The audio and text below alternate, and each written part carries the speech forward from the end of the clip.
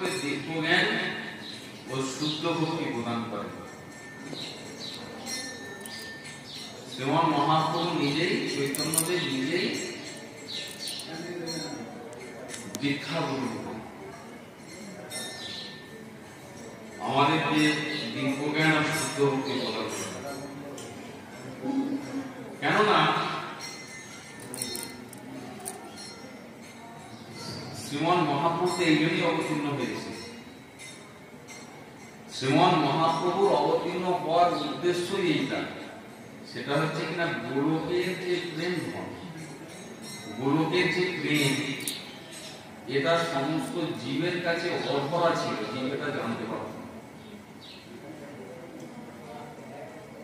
সেই গোলকের প্রেমটাকে তিনি নিজে আজকে জগতের জীবের কাছে বিতরণ করছেন, গোলকের প্রেম।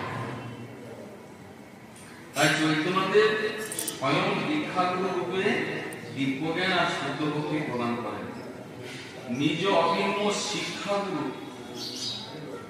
সকলকে জগতে প্রেরণ করে সেই ভক্তি সংরক্ষণ করেন এবং নিজেই চৈতগুরু হয়ে সেবান্মুখ জীব হৃদয়ে সেই দীক্ষা ও শিক্ষা গ্রহণ করবার শক্তি দেন।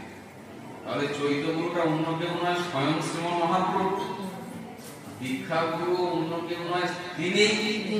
আর শিক্ষা গুরুও তিনি, মানে শ্রী চৈতন্য দেব নিজেই বিভিন্ন ভাবে কৌশলে আমাদেরকে শুদ্ধ ভক্তি শিক্ষা দিচ্ছেন।